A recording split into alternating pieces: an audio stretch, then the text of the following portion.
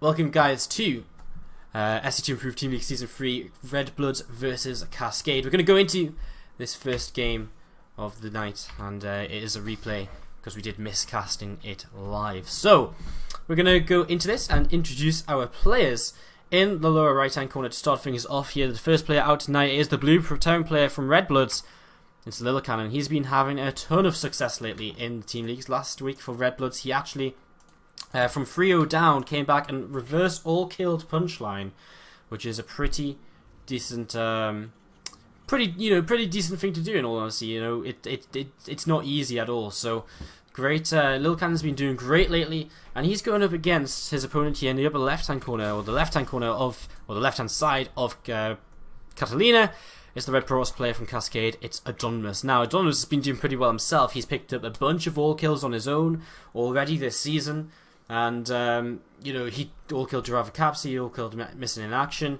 I think Cascade they all-killed another team in the first week. And, they're just unstoppable right now. They're 4-0 in their match score. They're plus 15 on their map score as well.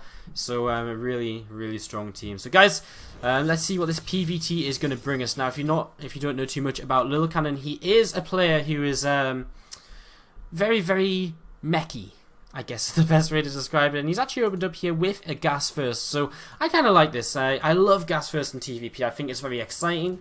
I think it's very different and interesting and new. I think it makes some really cool openings that we just don't see all too often. So Lil Cannon's going to start scanning here. Now, he does like to play mech in every single matchup. It's how he rolls. So these gas first openings, they lend themselves very well to his player style, because he can, of course, generate a gas first opening, you get your factory and start putting up quite quickly. From there, he can go into his mech play very easily. So that's generally the idea, I would imagine, behind why he chooses to open gas first here. Now, Adonis just with a single gas right now, looking as though he's going to be expanding here fairly quickly, fairly early on, and it looks as though Lil Cannon might try and block this for a little while.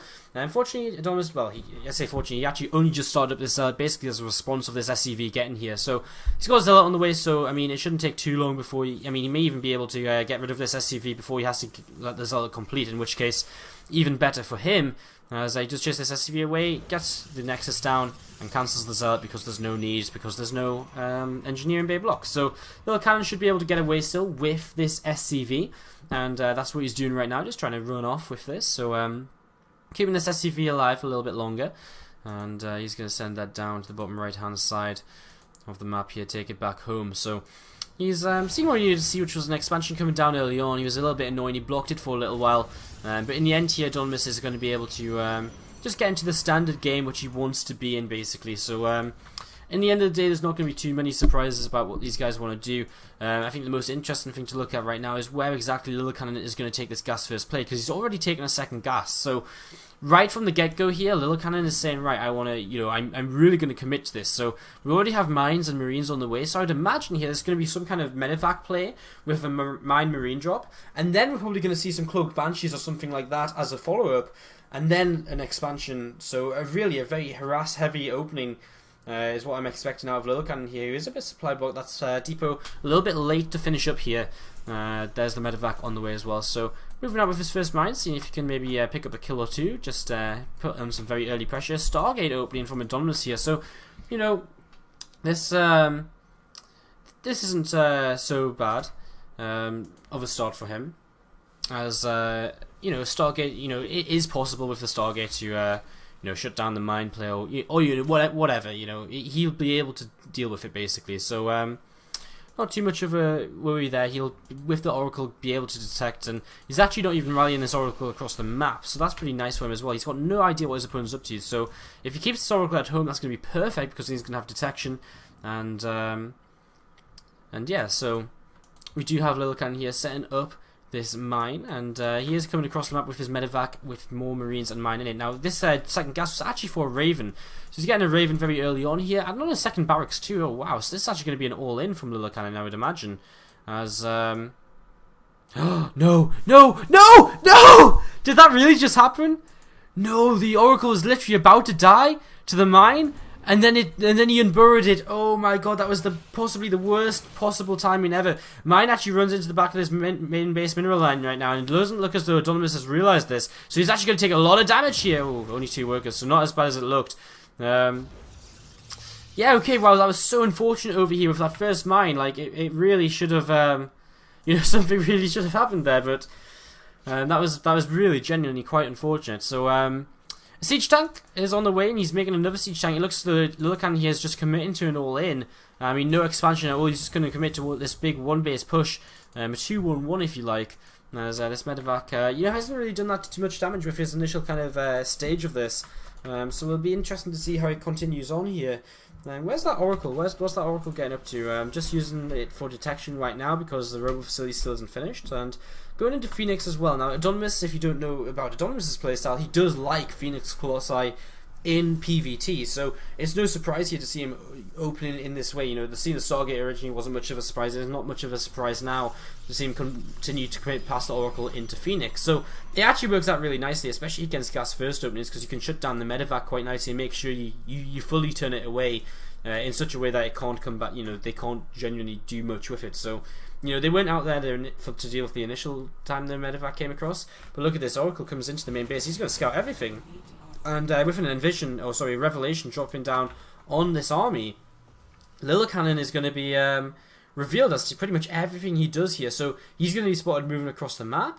You know, this is actually really bad for him because he's going to be spotted in every kind of situation. I mean, just look at Adonis. He can see everything now, which Lilicannon does. He knows that this is going to be a one-base push across the map. He knows there's no expansion, and he can just begin preparing for this. He's actually adding on an Immortal already.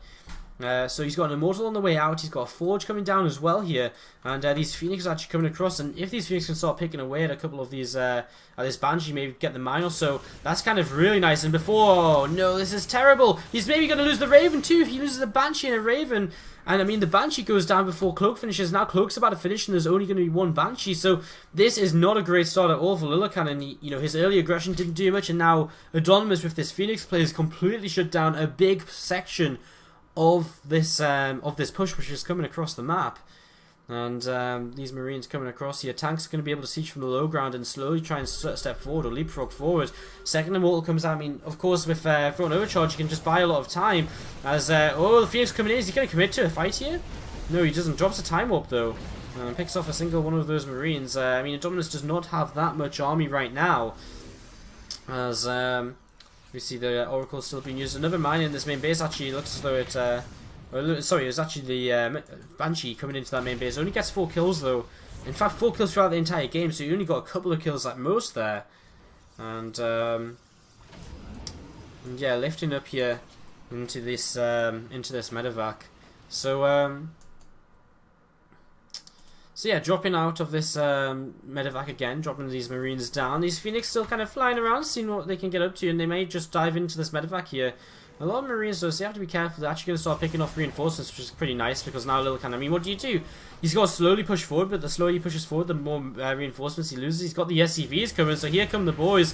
Phoenix are actually going to make pretty short work of these, and they're going to go take down all of these very, very quickly. And now there's not so many SCVs here, and whoa, Adonis is actually coming up to the high ground. This is a little bit scary for him, as Lilicannon has like 1 siege tank siege. He needs to siege the rest of his tanks, surely. He's just leaving them unsieged. Apparently more DPS. He doesn't feel like he needs them siege. The Marines are trying to do the best they can. Their mortals are falling very, very quickly. In fact, the Phoenix keep on lifting though. Lilicannon looking as though he's in a great position here. He doesn't have much economy behind us, of course, but he's going to kill off his opponent's natural nexus. And what does Adonis have left? Well, mostly Phoenix. Another Banshee gets picked off very, very quickly here. And well, Adonis, I mean, surely Lilicannon should just siege up now. And just siege and slowly work his way up to the high ground. I mean, all these probes are going to go down. He actually loses a tank here. Okay, here we go. Can he hold on as Lilicannon continues forward here? And Adonis is still just trying to hold on as best he can. He's got another Immortal out. These Phoenix, of course, are still so useful. Robobay on the way behind all of this as well. And he's losing everything that was natural. The probes are going to try and escape. Adonis is still just trying to hold on. I mean, gotta remember, Lilicannon's only on 12 workers, so I mean, if Adonis can just hold on to one base, he might still be okay here. And, well, this tank gets lifted up and gets shut down pretty quickly. And, Medevac turned away. He actually lifts one of his tanks into the medevac here as the Immortals come down. He picks off one tank very, very quickly. Phoenix are still picking off reinforcements over to the left-hand side. He picks off another tank very quickly as well. So now it's actually just pure Marine, more or less. And the force field isn't actually the best force field. It's still very, very close. As Dominus has a Colossus on the way. Of course, the Colossus against the Marines would kind of be game-ending. And here we go. We're just going to see him come in here. Void Ray coming in as well. Phoenix left the tank. He actually drops the tank because the Phoenix gets targeted down. But it looks as though Dominus is going to hold. What a game. He's going to make it. He's actually going to make this happen. Oh, what a close game this has been, though. I mean, right at the start, the Dominus looked as though it might have been... It really did look as though it might have been over. But it isn't. And game 1 goes to Cascade, and Dominus does take that. So again, just to reiterate, it is 1-0 for Cascade right now. We missed game number 1 because of our last series overrunning, but we're going to go straight into game number 2 right now. And we're actually going to be starting with our Blue Protoss player here on Nimbus. In the upper right-hand corner, it's Dominus. This guy currently in the round of 8 of our SC2 Improved Summer League 2014. Very exciting. He's a previous SC2 Improved Winter League champion as well. He has actually all-killed twice already in this season of the Team League against Durava Capsa and Missing in Action. And those are the results you can see on their little team card right now. 4-0, 4-0, and then last week 4-1 against APSC2E-Star. In week 1 they had a 4-0 victory as well. They are the Vega Squadron of last season this is what Vega Squadron, what Vega Squadron really like. They just destroyed everyone. And this is Cascade now. 4-0, 4-0, 4-0, 4-1, plus 15 map score. No messing around at all. Like, they are serious about this. Like, they are dead serious. They are taking this so seriously. And the scary thing is, they've not even had to use Demaga or Cass yet. They've just been using Dunmus, like their lower tier players. It's absolutely insane how good they've been doing. Also doing very well, though, in the lower right-hand corner for Redbloods is Space Marine. Now, Redbloods, they've been having a much closer time. After a 4-2 victory over Team MIA in week 1, they have had 3 very close matches. 4-3 against AT Gaming, last season's champions, which is a great victory for them.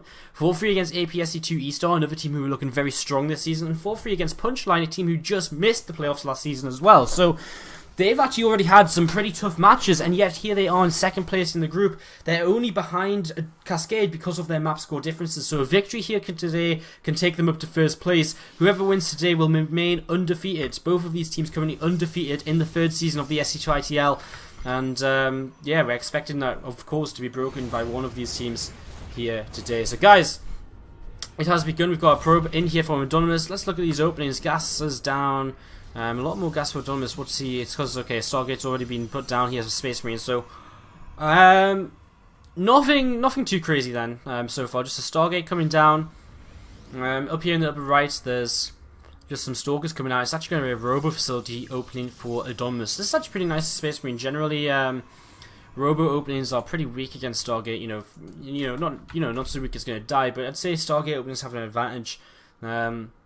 Generally, the triangle is Robo greater than Twilight, Twilight greater than Stargate, Stargate greater than Robo. And again, it's not kind of like so much so that, oh, you've got a Stargate against a Robo, you got a free win. It's just a little bit of, you know what I mean. You know what I'm trying to say, even though I can't say it. Probe comes up to the high ground here now. We have got a Poxy Pal on here for Space Marine. Whether he wishes to utilize that now or whether he's just putting that there for later in the game, we're yet to find out. He's gone straight into Phoenix here and he will actually expand. So he's just going to get an expansion up nice and quickly. Looks as though Anonymous is looking to do the same with his Robotech, as he's got an observer on the way across the map for now. Redbloods and a cool face from Cascade SC2.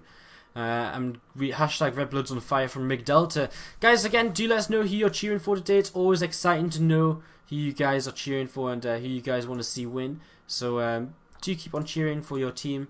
Let us know and we will give you some shouts. Why is my stream offline on Team Liquid? No, it's not offline, is it? It quite clearly isn't offline because it's online. I don't know what it is. On Team Liquid I've been having some serious issues lately, so excuse me while I tab a couple more times in the next half minute or so to make sure it's gone back up, guys. Okay, it's back. Did the stream drop? Has the stream dropped? Is that what it is? No, it hasn't. I don't know what's going on. Anyway, we've got a couple of Phoenix up here, guys. Up to the upper right. Sorry, just on the right-hand side. Free Phoenix actually going to come forward here, and we'll lift up a couple of these probes, and already a couple of kills down there, so that's pretty nice. For an overcharge actually being used to protect the mothership core, because there's not actually any real anti-air out for Dominus. A couple of sentries and a stalker. I mean, if you lose the sentries, that's bad. If you lose the mothership core, that's bad. So just making sure he's going to keep all of that alive, and Space Marine not able to pick up any kills just yet. Going into a robo facility of his own, so he can start up his own immortal production. While at the same time, it's the Twilight Council coming down next for Dominus here, so he's just going to be looking to be able to go straight into Blink, actually, I would imagine.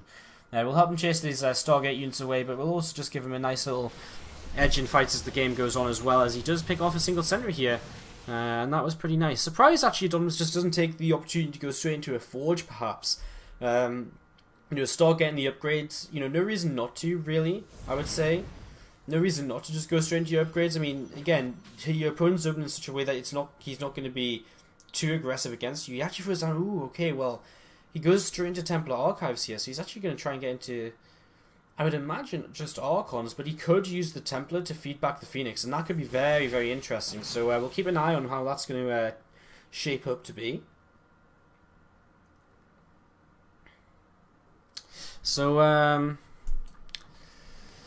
yeah, Space Marine just moving around right now. Pylon comes down behind this mineral line. An Oracle about to pop out of this Stargate as well. So Stargate still being used here, and this Oracle can be useful throughout the game, of course, as we do see Robo Facility starting to be used for Space Marine as well. He's starting to get his first few Immortals out now. We have had a couple of High Templar warped in for Dominus, and I really want to know, does he morph them into Archons, or does he keep them for a couple of feedbacks on these Phoenix? Because it could be very interesting if he does decide to keep them for feedbacks, and I think he might here, as he does now go into that Forge to start his upgrades, and well, these Stalkers have just been lifted up. Oh my god, because the Oracle's here killing off probes, I get it! I see what's up, as he drops the feedback on the Oracle. That'll immediately stop it doing any more damage here. Doesn't get in range to get another feedback off, but that is actually quite cute. He does lose the Oracle, but how many kills was that? Well, only 6 in total, and of course he already has, what, 3 off of the Phoenix? 1, 2... 3, so he's already. That was actually only another 3 kills. So it didn't actually work out as well as I thought it would. So yeah. Coming back in here with these Phoenix has to be careful. Nearly loses one of them, as he is starting up his own Forge back at home. So Space Marine going to keep up in terms of upgrades. So it's a bit of a weird scenario because ooh, nice feedbacks. Because let's look at this now. So Dominus actually cut Immortals to go into Templar Archives. But now his opponent is ahead on Immortals. He's actually going to start the +1 faster, and he's going to get Colossi up. So Dominus is really committing to kind of what I would call a lesser composition, because once you hit that magic number of Colossi, you know, you're good for the rest of the game. So Dominus is basically going to say he's going to just skip straight into Templars. But I mean, even so, you just never stop using your Robo Facility. He's actually added on 4 more gateways. That takes him up to 7. Maybe we're going to see something too basey from him, but it's such a weird map to do it on with this kind of choke on the natural. Phoenix are going to keep moving around as well. Have we actually seen 2 of the Phoenix die? No. Okay, the other 2 Phoenix are just scouting around. So this Phoenix is going to actually fly into a suicide trap, and one of them should go down. No, still manages to just get away. So Phoenix staying alive right now as observers are chasing each other. Dominus does lose his. And there's a robo base on up for Dominus as well. I don't get it. Was it really worth to get these Templar? Did they really serve anything? Because honestly, I don't think they did. And of course,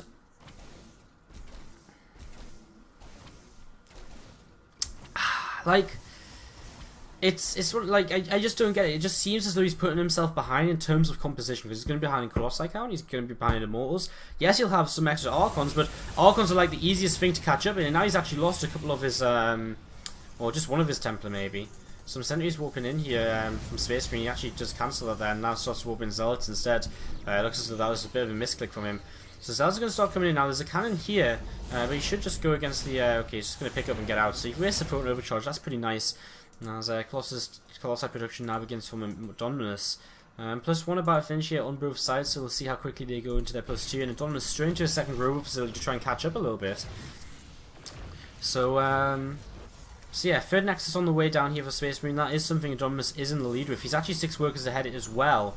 As oh no, Twilight Council for Space Marine yet. Okay, so he can't actually start +2. So that's going to give Dominus the opportunity to take a lead in the upgrades here.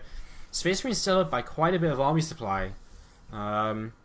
Straight into +2 for Dominus though. Again, it shouldn't be too much of a difference. It's only going to be 10-20 seconds here or there, as long as Space Marine starts that +2 as soon as he can. Has that trial cancel been used for anything else? No, so it's just the Templar Archives, no blink, no charge. Whoa, maybe we're not going to see this at all, because actually Space Marine's moving across the map and looking as though he wants to go for a fight. Hallucinated Phoenix spots this army in the middle of the map. He's going to pull back a little bit. Now, he starts with Templar Archives, but that's not going to be here for quite some time.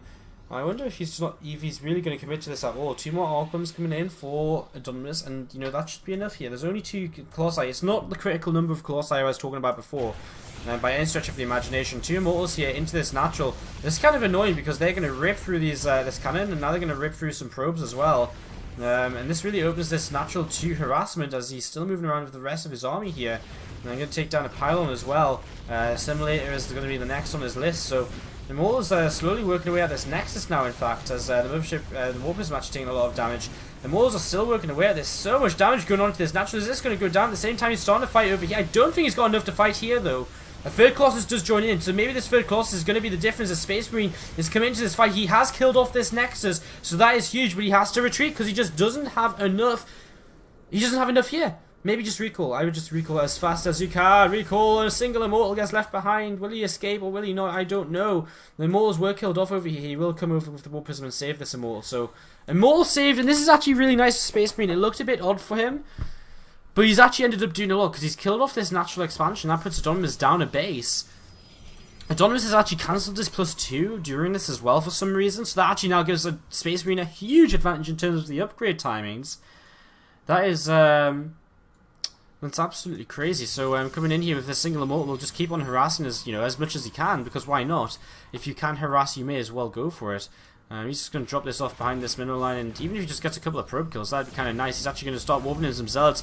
I mean, the whole army's here, though, so I don't think this Immortal is actually going to achieve all too much. He gets the cannon, and he picks up with everything. In fact, if he gets out of this, I'm actually going to be impressed, and he does. So, I mean, the next timing is here for Space Marine. He's going to have +2, and actually now, with this upgrade timing that he has, he's going to be able to do a lot of damage moving across the map. He's got way more Colossi than his opponent. He should be able to just shred through the zealots. And things actually looking quite nice here for Space Marine. He's down in army supply, but again, that +2 will help out a lot. And he's starting to warp in some zealots. He does have he still has this War Prism out and about on the map. He's going to try and come back in here, but he's going to get deflected, and he is not paying enough attention. Well, neither is Autonomous. He doesn't actually manage to target fire the War Prism, so the Immortal stays alive in there. As we are still waiting for something to happen here. Space Marine going to just group up with his army, it would seem, and get ready to go. Now, time is ticking, 60-70 seconds until that +2 upgrade finishes for Autonomous. Now, he does have Archons in this as well, as I'm not sure what he just killed off there, or what he A-moved. 5 Colossi for Autonomous against 6. 2 Immortals against 1. So Space Marine wins in the Colossi and Immortal count just, but he's down in terms of Zealots, he's down in Archons. Okay, now he's got Archons too, so maybe this will work out for him. He needs to go right now before 2 Colossi pop out from Adonis, so this is going to be very close as the Zealots start charging in here. He uses Colossi, are they going to be enough? He starts kiting backwards, and actually the answer is just going to be straight up no, I think. And Adonis holds on, turns this around. +2 wasn't able to make the difference here. I think Space Marine is just going to have to go back home for now. He's actually going to come in here with the War Prism once again. Stalker's still in position though. I think Space Marine needs to be very careful, because with 2 Robos up, Adonis remakes these Colossi very, very quickly. So let's be very careful. Turned around by them Stalkers. Still trying to find a way in. I mean, how brave can you be? You literally just saw 6 Stalkers here, and you're going to still drop an Immortal in some Zealots. Despite your War Prism being so low on hit points. He's going to come in, he's actually going to lift the Phoenix up as well, with the Phoenix, and he's actually going to start getting a lot of damage done here. So this is pretty cute, as some Zealots will come in from behind to try and help against this Immortal. Mothership Core will come in to throw down throw an overcharge. The War Prism has gone down, which means that you know, now the War Prism's gone down, this Immortal, these Zealots will all be sacrificed here. But they're doing some good damage. Space Marine has opened up about a 10 worker lead for his harassment. 16 workers killed throughout the game, and he's still mastering up an army. He's a little bit ahead in terms of army supply right now. I think he should just wait for +3, because that is going to be a timing he can definitely hit.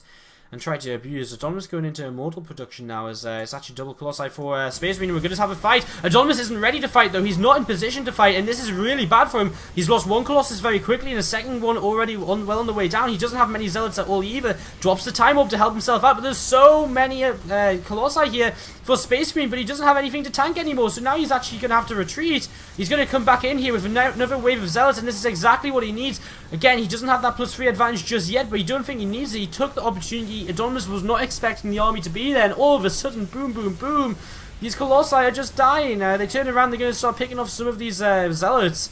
And, well, Adonis takes some heavy hits there. +3 is about to come in here for Space Marine, which means with some more Archons, with some more Zealots, he can keep on pushing this through. A 4th base is finished for him as well. Wow, I didn't even notice that. So, as this continues to go on, Space Marine gets into a better and better position here, and looking as though he's going to have a real opportunity to even up this series. +3 is ready. Now's the time to go if he wants to try and hit the upgrade time, but I don't know if he'll wait for more Zealots. It looks as though he will for now.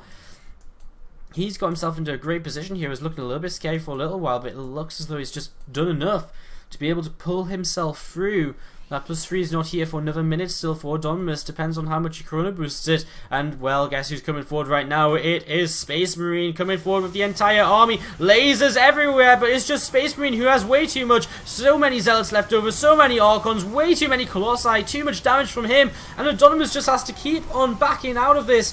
And, again, I mean, the Colossi numbers are just going to say everything here. Surely an Immortal and some Colossi start to chase the Colossi away, but the Immortal dies very quickly. And these Colossi just turn around to greet their opponents. +3 on these, one's from a Space Marine, +2 from Adonis. And, again, the Colossi numbers are just way too great. Some Zealots coming forward here. And, again, Adonis surely cannot come back from this. As, well, Pylon and similar go down at that 3rd base. As these Colossi are just going to kite away. A lot of Zealots going down here. I mean, these Colossi aren't in the best position. They're all clumped up, but it doesn't matter because there's only one Colossi left of Adonis. That goes down as well. And 2 more Colossi join the fray. Yeah, this is going to be GG. I mean, Adonis, he's trying to hang on. He's trying to kite as best he can, but Zealots keep charging. Colossi keep marching. Lasers keep coming everywhere, but this time there's no return lasers. GG is called! And Space Marine takes our second game of this... Our second game of this best of 7 all kill to even up the series 1 game apiece. And what a series we seem to have on our hands here between Cascade and Redbloods, guys. Looks as though it's going to be exciting. We've actually decided that it is time to send out Cass. They aren't messing around. They want to keep their map score good. Last season they missed getting into the playoffs by map score, which means this season they're not even going to risk it. They're going to send out Cass and get into this 3rd game. Very, very quickly. So, guys, let's introduce our players. First of all, starting in the upper left-hand corner, we do have the blue Terran player from Cascade. It is Cass. Migdel is saying all the fans of Redbloods type #Redbloods on fire in the chat. Come on, guys, let's do that. Come on, let's get some stuff going. Cass DSC, who's doing it? So that's more exciting than what I managed to usually get out of people.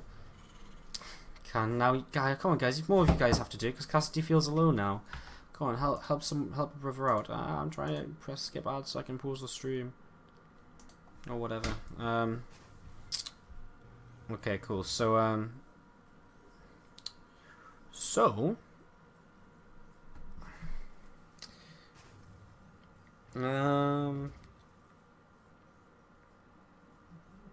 very quickly, you just have to check some things. Excuse me.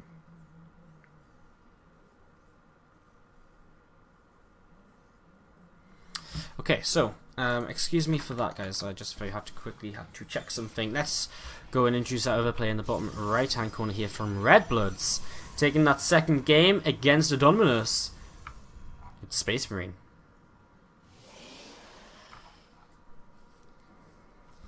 Okay, so let's see what's going to happen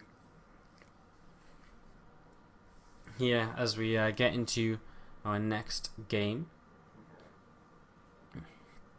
3rd game of this series. What I might do, guys, is I might actually go back and cast the 1st game from the replay, just so I can make a complete YouTube VOD. So I might do that at the end of this series, in fact, if you guys are interested in seeing how that 1st game did go. Space Marine drops his Nexus here, nice and early on. He's got double gas up. So, you know, usually we do see just a single gas expand nowadays from Pros, but this double gas style is still fairly popular as well. Cass, he's actually opened up with a Reaper, and he's actually pulled out of gas to go into a reactor nice and quickly. Or he's kept in gas just with one worker to get into the reactor, a nice timing, and then to go into his second barracks nice and quickly. Command center on the way down for him as well. No factory play or anything like that. And we'll see whether he wants to add on a third barracks or what. As he's actually going to get a pro. He just doesn't get a probe kill. That's actually a little bit of a mistake by Cass, I think, as he does escape with this Reaper. Now, does he add on another barracks, or does he add on his or does he tech off of 2 barracks? So, you know, if you tech off of 2 barracks, you can get a factory very, very quickly. You can get your stim up nice and quick, and you can get your medevacs out very early on. So that could very well be what Cass is doing. It looks as though it is, because he's just sticking to the second racks, no third racks on the way. His command center about to finish up here. Reaper still situated to the right hand side, so that I can come back in and scout here again in a few moments and try and get some eyes on this Stargate, something which it has not yet seen. Reaper's actually turned away pretty quickly here though by the Stalker, so yet to spot that Stargate still. We will actually leave to the left hand side, which makes it a little bit harder to come back in. He's actually just going to go and scout about on the map, so he's not going to be able to see the Stargate in the main base of his opponent. And that's pretty nice. That's really nice, in fact, for of course our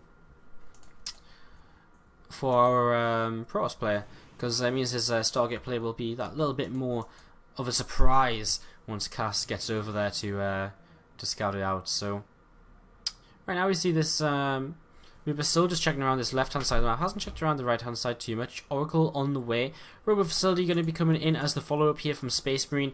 I mean, no real surprises there, as there's that very early starport coming in from Cass, because of the way that he's only got 2 barracks up here to begin with. So, fair few Marines for him, but mostly situated out the natural. He's not actually prepared for any kind of attack from an Oracle at all here. And this Reaper might be about to spot this though. Stargate is going to meet it. Does he see the Oracle? I don't think he does, so he's going to not see this until the last moment or so here. As Mothership goes a little bit out of position. Reaper does loop around now. He sees an Oracle on the way. He gets a probe kill as well, so he finishes off his work from earlier. And this first Oracle comes into this natural expansion, and he will not get the trade on the Marines. And the Reaper has been dealt with. The Stalker picking up the kill there. And as the second Oracle actually heading out on the map as well. So 2 Oracles out on the map right now. First yet to actually really achieve anything. He could maybe pick off an SCV or 2. Definitely a possibility, but Archie just decides to scout instead. Still 6 Marines positioned in this natural, and that's all the Marines you need to be able to deal with an Oracle. And he goes and he gets a single Marine, but then he moves out to Space Marine, not able to achieve anything with these 2 Oracles, so not the best of starts from him. And I mean, we've got actually a mine being added on here, so looking to try and maybe catch his opponent out a little bit, as we've got 1 medevac finished up, and now medevac's on the starport on the reactor. So we've actually got a drop coming across the map here from Cass very early on. And we'll have to see if Space Marine is ready to deal with this, as these 2 Oracles are coming in, and only 6 Marines here, so can definitely afford to come in and trade. The rest of the Marines will have to come from the natural, as these Marines will all go down, and now that actually opens up this NCV line. So Cass being punished for being a little bit greedy here now. Mine is about to burrow, and oh, he runs into Marines on the way out. He does lose one of those Oracles. The other one will escape to the left-hand side, however. Now that mine is out, it's going to be a little bit harder to get that damage done, though, as the game goes on. You know, he's always got to be a little bit more cautious about where exactly he goes. This drop about to come in here from Cass. Let's see if he can get any counter damage done as well. 6 workers of his own have been lost. How many kills can he pick up with this medevac? An instantaneous pull away from Space Marine here. Doesn't lose a single probe, and deflects this very nicely, as this Robo Bay is in a bit of a funny position right on the edge of the base, really vulnerable to drops. Colossus is going to be left in this main base. Nope, it's actually going to come down to the natural for the rest of the army.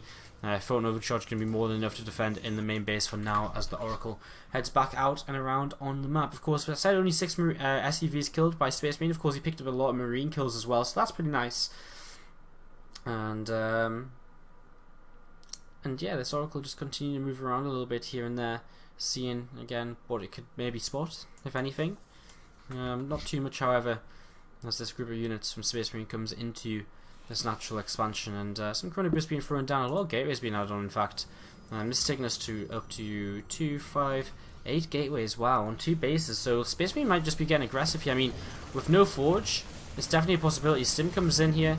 Not yet really seeing anything is Cass with that medevac. I mean, he's just seen Colossus, but I mean, he could maybe identify the lack of forges. We'll see if he actually does, though, as this next dropship is already boosting in towards the natural. So Dropship comes in once again here. This is a pretty big drop, so it's got to be taken pretty seriously. Colossi do come forward to start cleaning this up, and Cass is turned away. Oracle tries to come back into the natural and pick up some more kills, but doesn't get anything done.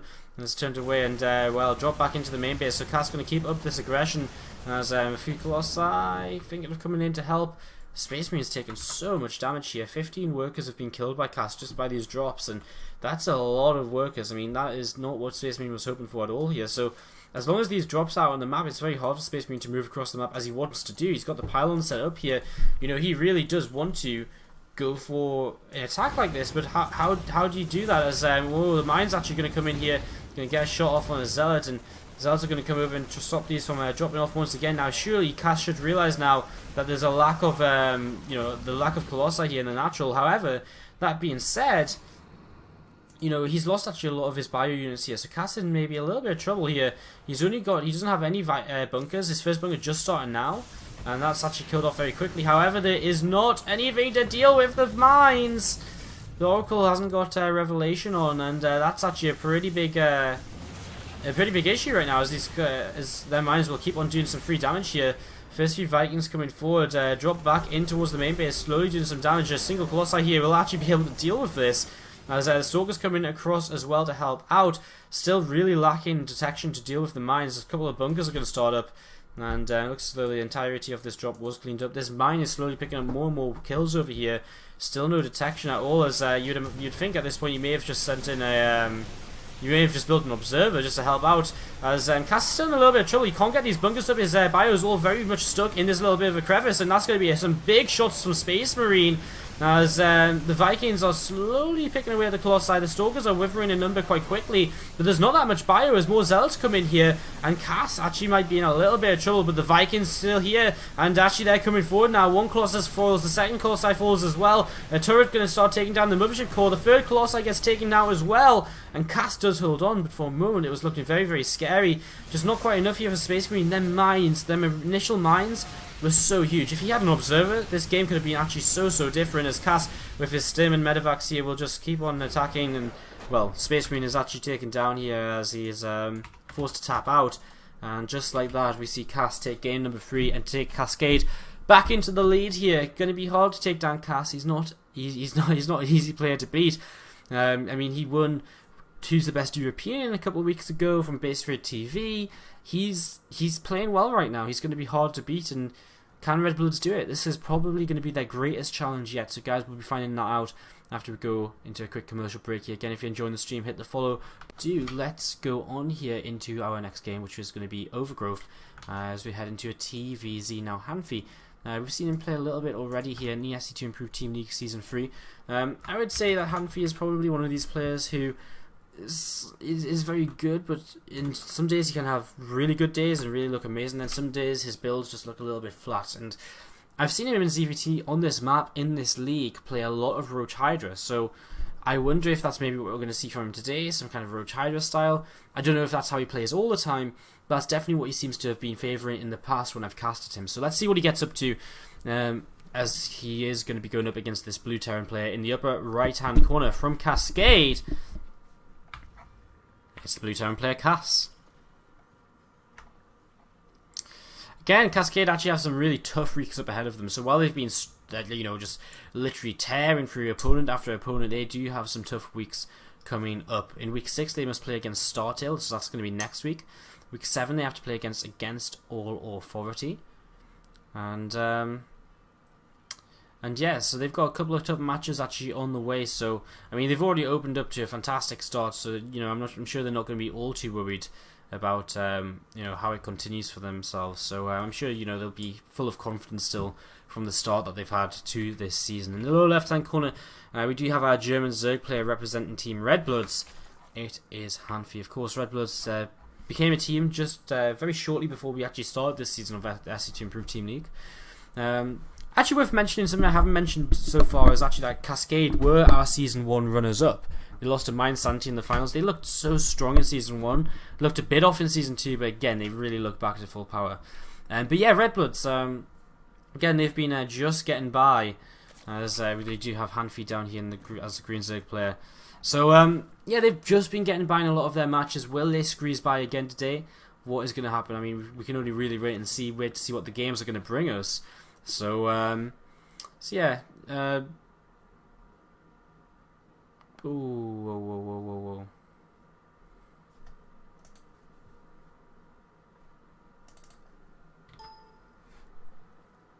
An unexpected fatal error occurred.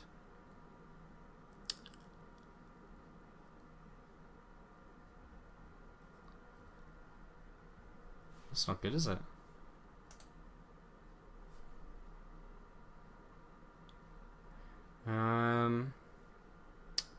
Crap. My StarCraft just shut down. It was just like, I've had enough of this. Fatal error. It was like, I've had enough of this life. I'm gonna jump. And he jumped. StarCraft jumped and shut down immediately. What can we do? What can we do? What can we do?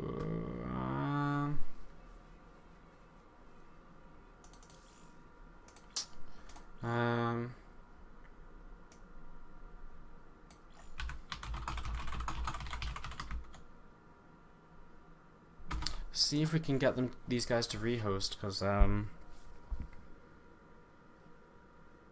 this is pretty bad. We don't want to miss a whole game, do we?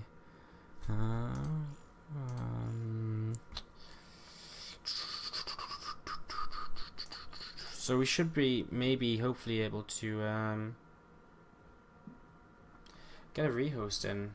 Fatal error, like, when does StarCraft ever have a fatal error?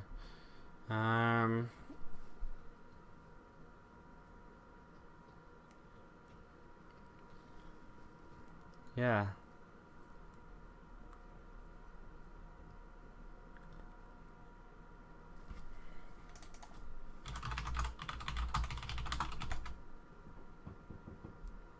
So, all the observers are leaving the game, so we're hoping the players leave the game, I guess.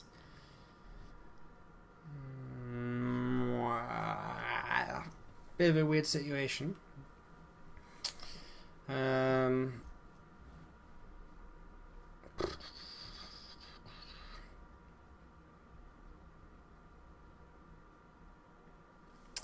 Yeah, I don't actually know what's going to happen. Okay, it looks as though Cass has come out of the game.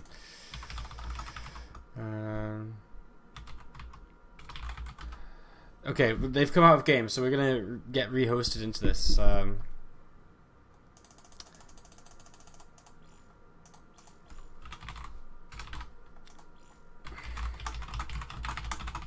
Looks as though Cass is hosting from the replay. So we're going to get back into this in just a moment.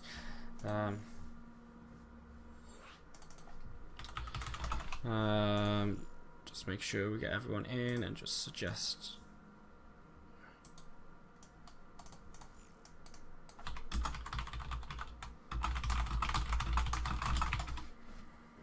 So yeah, we're going back in game. We're not going to miss anything, I don't believe.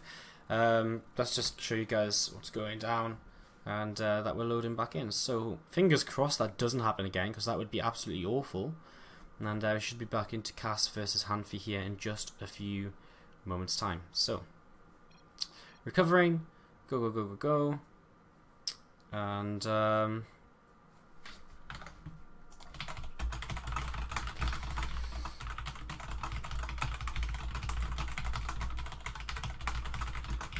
just let you guys know in the chat what's going on. So as you can see, we're pretty much recovered. We should be all good to go. So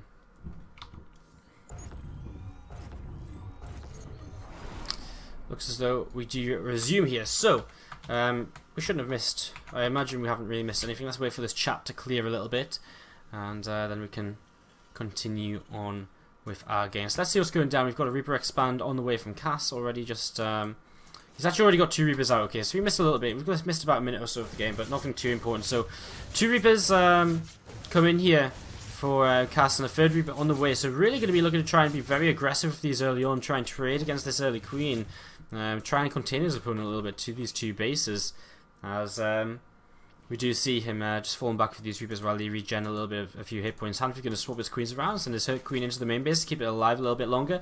Second speed coming in here for him very soon, so that should be okay. He should be able to hold this off. fairly easily in the very near future. Queen's starting to take a little bit of damage. He might lose a drone. No, he keeps it alive and doesn't even have to make it into a spore quote. So good control so far by both players. Actually, Queen quite an entertaining start to this game. So these 3 Reapers are actually going to back off to the ramp. And, well, he's actually going to come in and surround these. So this is pretty huge, getting this around. All 3 Reapers go down, and that's a huge investment early in the game by Cass. To invest in 3 Reapers and to lose all 3 of them is absolutely huge. So that's really bad, because again, you really want to try and continue importing as best you can, and you know you can't do that as well if you've lost your Reapers. I mean, the Reapers plus Hellions become such a kind of strong entity.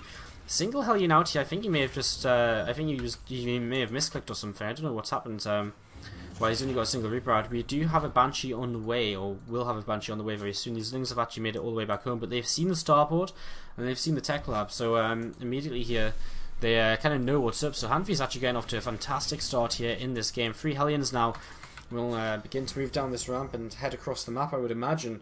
May just wait for a little bit more backup, more Hellions and Banshee too. We'll see what he wants to do. So okay, he will start just moving across now. 3rd base is on the way for Hanfi. He's been very patient about taking this. Hasn't rushed into it at all, as he is now going to start taking his extra gas. He's got so many drones on this 2nd base. Starts up a spore crawler. Could start up a couple of spore crawlers just around, make sure he's going to be okay, because I mean his lair's not going to be done for a while, so there's not going to be detection for a while. So it's going to be important to have them static defenses there to be able to make sure he just doesn't take too much damage right at the start of the game. So Hellions come back and group it with more Hellions. 2 more Hellions still on the way here. Extra gas being taken by Cass as well. Interesting to note, he hasn't upgraded Cloak here, so he's going for Cloakless Banshees, which you know can mean, you know, he doesn't, which basically means he's, I don't know, like I always feel like Cloak's a good investment, but it's just something you can do in your build. You don't have to commit to Cloak. So he's decided not to commit to Cloak. It's allowed him to do all of this off of just a single gas, which means he could get that 3rd command center down a little bit faster, which was spotted by the Overlord. So good scouting by Hanfi as well, creating an opportunity to see what's going on. A Rotron and double Evo chamber on the way, so I do believe this is going to be some kind of big Roach play, as I was saying before, we kind of expect from Hanfi, because it's kind of how we've seen him play previously.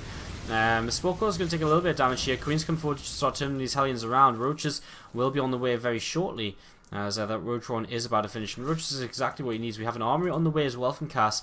In fact, double armory. So Cass is actually going to end up playing mech here. So this is going to be a pretty decent start from Hanfi, in all honesty. As them 2 armies on the way now. Once that 1st army finishes, again, Hellbats will be on the map. So these Roaches are going to be crucial, although he's not actually made any of them just yet. He's literally waiting as long as he can. Now he makes 12 drones. Oh dear, he doesn't really seem to realize that this is going to be coming towards him. Good thing is that he can... Oh, wow, really? He starts to spy? He's not going to play Roach Hydra at all? Oh, wow. Well, I guess now he has to try and spot the Cass going mech before he's going to be able to realize this. Now he sees a lot of Hellions, and now he's actually going to start up a single Roach in production. But how many does he actually end up committing to is the question. 2 Hellions are going to go down here. Nice transfuses keeping these Queens alive for a little while longer. But they will all end up going down, but he's definitely lowered the number of Hellions which are out here, as he targets down that other low Hellion. So this has actually been okay for Hanfi. He hasn't lost that much, and 6 Roaches now on the way. A single, these 2 Banshees are starting to do some damage in the back.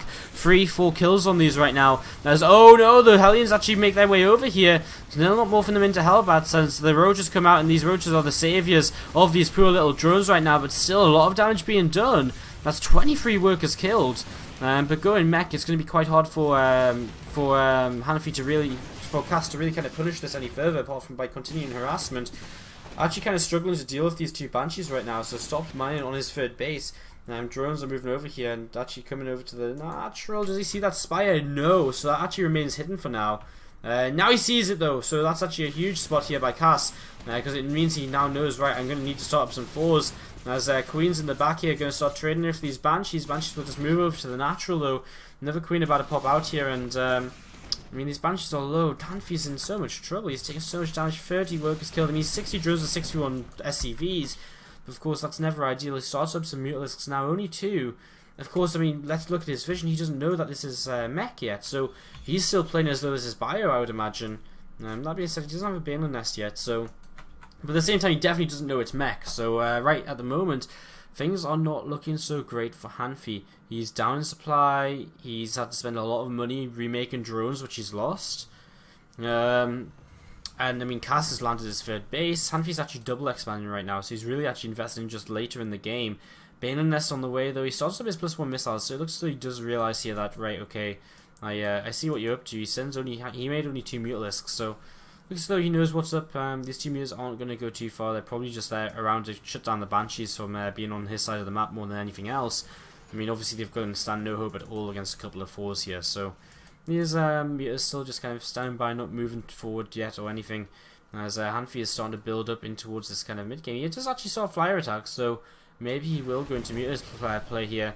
As he spots the 4s, and now he will know 100% it is mech. Starts with a bunch of roaches, and Baneland Nest has just finished up, right? Or did it get cancelled?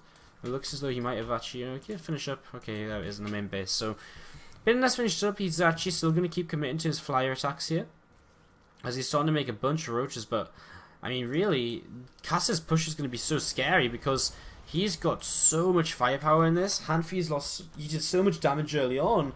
Hanfi's in a lot of trouble. I'm surprised Cass isn't even pulling just 10, 20 SCVs just to help repair this army. Make it even stronger than it already is. And I mean, he really could make it very, very strong right now. So roaches have kind of cleared the way through these rocks. He's going to add in some Banelands here. He's got Baneland speed on the way. I'm not sure. I guess that's to try and deal with the Hellbats. I mean, there's only one tank here, so theoretically, for Baneland might actually, Roach Baneland might actually be quite nice. He's not in any kind of major pressure to defend this base because he does have the 4th base to the left-hand side. A little bit supply block now. 9 Overlords about to finish it up. I mean, that's kind of painful. So a lot of Overlords finishing up. A counter-attack coming in towards that 3rd base, and actually there's not really anything here to defend. So this counter-attack's going to be able to do quite a bit as Cass is going to start moving around and going into a different direction himself. So this is really nice. Cancel the 4th base. Cass is actually just going to cancel that in the last moment there, okay. Going to lose some depots though, and these roaches are doing a good job. At the same time, he does not pull this army back. He's just going to deal with it for whatever he's got back here at home. Another cancel on the command center there, and I mean, Hanfi's doing a good job. He's actually doing some pretty decent damage here. He's cleaned up all of these buildings that were here. He's still got this army to worry about, which is on this creep though. Might have to even pull his roaches back to be able to deal with this. Some Balins begin to roll in. I mean, they do crash quite nicely against these initial Hellbats. So that actually is starting to work out quite nicely for him here. Originally, Cass is going to take a little bit more damage on these Hellbats too. He starts to try and split them. Now there's actually only a single tank and 3 4s. I mean, the 3 4s are very powerful. The couple of Banshees here as well. Lings are streaming in to try and help this out. These roaches are being turned away from the 3rd base once again. So it looks as though Cass will get his army, which is out here in the middle of the map, cleaned up. Eventually, surely soon. These 2 Banshees have done so much this game. 9 kills and 16. Going forward with the roaches again, trying to kill off one of these 4s, and he might just make it. He gets one of them. These roaches are still just sat up here, not doing anything. 4 Corruptors on the way to help with the Banshees. He's going to lose his 3rd base. Just so much firepower here in Hanfi. If he just pulled his roaches back from up here so long ago, you know, they've not done anything for the past minute and a half. Originally, it was nice, you know, originally it was going well for him up there. He was doing a good job with them, but there's no need for them to still be there. They needed to come back home, they needed to defend, and Hanfi just takes so much damage again. Yeah, he cleans up this army, but I mean, how long is he going to survive for? He's playing Roach, Ling, Bane. Like, it's not a great composition. It's not that efficient against mech. It really, really isn't that efficient against mech at all, right? Like, what is efficient about it? Like, you need, I mean, genuinely, you just need Swarm Hosts. He doesn't even have Hydras in here. Wave 2 is going to be even more powerful because there's so many more tanks to siege up. And Cass is going to start moving onto this creep now. Some Balins do start up, but the army is so close already. These Balins are actually moving in a fairly dangerous position, and Cass is actually just going to siege up this 4th base now in Hanfi. How does he hold on to this? I mean, Cass isn't even going to siege up, he's just going to leave these units here. As Roaches actually come in once again for counterattack. So again, Hanfi, he makes a counterattack start to happen, and this could be the difference in this game. Roaches do come in and connect with these tanks. It looks as though some Balins came in and connected here as well. Roach is kind of all over the place trying to do whatever they can. And, you know, Cass is actually taking some pretty serious damage. But my problem is, in the long run, can Hanfi hold on? He's having to remake his 4th. He's having to remake his 3rd. Can he hold on here in the long run? Roaches now with Bow are going to escape over to the left-hand side. They could probably pop up and take down some of these Hellbats if they wanted to. There's a few Roaches actually moving forward towards this gold base. They're going to have to turn around quite quickly here as well. Corruptors come forward. I don't know what they really want to go for. We had seen Cass start up some more starports here. I think he was just preparing probably for a Broodlord transition because he thinks that's what the Corruptors were for originally, whereas I think they're actually just to clean out the initial Banshees. Hanfi resupplying his right now with roaches basically. Fueling has been added in as well. He's sticking to this kind of roachling bane composition. Upgrades are so far ahead for Cass though, as he's established his gold base. He's actually established the space to the right. So you know, Cass has no worries. He just needs to sit back for a moment, max out, and then start making moves again. Whereas Hanfi, he just cannot get this economy up and rolling. And again, I mean, he's going to be fighting with 3-3. He's going to be fighting with 1-1 against a 3-3 mech army, at least for a good minute at least. And then still, it's going to be 3-3 mech against 2-2. More Banelings on the way in here as we see the Viking count continue to increase. Now this could actually hurt Cass because he's investing so much in these Vikings that are actually going to be completely useless. So this is actually worked out really well for Hanfi because he's kind of faked out what he's actually doing here. A lot of Hellions being caught by these roaches as well. And this is absolutely huge. This is absolutely huge. That's a lot of minerals just thrown away from Cass. And Hanfi's going to catch all of these. Doesn't take many losses at all here. Maybe a few Zerglings, but you know, that's the least of his worries. So, nice cleanup here by Hanfi. And it's little victories like this which will slowly bring him back into this game while he gets his bases set back up. Cass begins to move out once again. Now he sees no Broodlords. Surely he's going to be worrying because he's only got 9 tanks and 2 4s. It's not that much here. And you know what? Hanfi's going to meet this head on just before these tank sieges going to get really up close, and these Banelings crash on through the tank line very, very quickly. But still, I mean, siege tanks do a lot of damage. Vikings land, but the roaches have retreated. And Hanfi just going to wait for another round. Ooh, a scan comes down.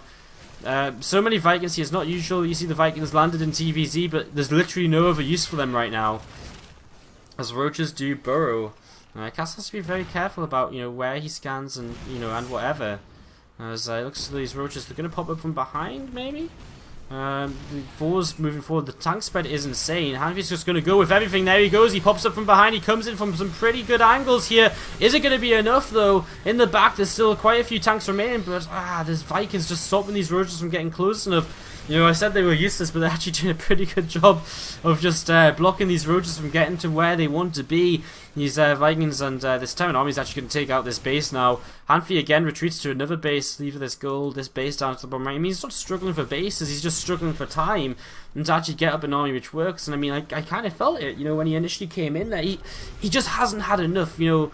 If he'd caught this army with this kind of composition with like a decent army of his own when it was here, you know, that probably would have been a win for him. He would have crushed through it, but he just didn't have enough. And I mean, even though Cass is overcommitted to Vikings for no reason at all, it's just truly, you know, it just doesn't matter. He's just been so far ahead from the early harassment which he's done, and from the way he's been picking off bases all the way throughout the game.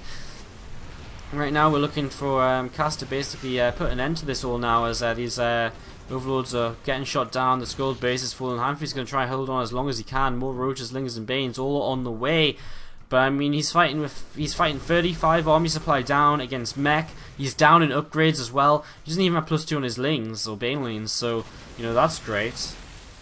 And well, coming in once again here, he's actually going to clean out some 4s, some Vikings, but there's so many roaches, so many tanks. Roaches pop up on some of these tanks from behind, but again, it's just not enough. So even though he's taking probably the best fights he can possibly take, again, the numbers just aren't there for him. And Banelings, he doesn't know what he wants to do with them quite yet. Still, well, only 5 tanks left here. Hanfi's still hanging on, but of course, I mean, Cass back at home, he's adding on production. He's still maxed out. He's got 2k, 1k in the bank. He's got every base on his side of the map, apart from this one, which he's waiting to land because there's a roach here. You know what I mean? He's in such a solid position. Like, he's got so much time to you know, to just wait things out. He's in no rush at all. Even if he lost this army, move commanding it, I reckon Cass would probably still be in an okay position. Something like that, maybe what Hanfi needs. Burrow and his roaches once again starting to come round into position here from the left. Roaches are coming in from behind now. They're actually going to pop up on all of these tanks. The Vikings have lifted. This is his best opportunity to take the fight, which he needs to take. And there we go, lifts up. But look how much damage them tanks still do. Coming in here, he will clean up the majority of this. So he actually will clean up everything of this. So this was, again, the fight that Hanfi needed. But does it even matter, as Vikings are now Overlord hunting. Hanfi can't really afford to remake Overlords right now. It's the last thing he wants to be making. Cass doesn't, again, I mean, you look at this and it's like, well, it's not that strong of an army, but by the time his siege is up, you know, it's not that great a number, but a few siege tanks are just going to obliterate the fact that it's roaches. Some Hellbat drops actually over here, starting to clean out this new base which Hanfi was trying to establish. Vikings coming over here, a lot of drones starting to go down. Hanfi has killed off this planetary force to the right hand side. I mean, Cass already has a good bank built up though. Hanfi really making a game of this, however, so this is good to see. He's really fighting this, as he's going to lose the hatchery, doesn't get the cancel, and more roaches continue to come in here. Now, Hellbats are picking up into the medevacs, so they can just go somewhere else. The Vikings, of course, just lift up as well, and these roaches get here, and they're like, well, what were we even meant to do? I actually quite like this, going into a Banshee. I mean, with this many Vikings, there's no way that, you know, how does Hanfi stop a Banshee? And look at this army. This is just insane. A huge mech army from Cass now moving across the map. And with everything combined together, surely now this is the time where Hanfi just says, I have no way to defeat this. I mean, he's going to try and buy time. He's going to pull back. He's going to force Cass to leapfrog forward. He's not just going to give him the victory at all.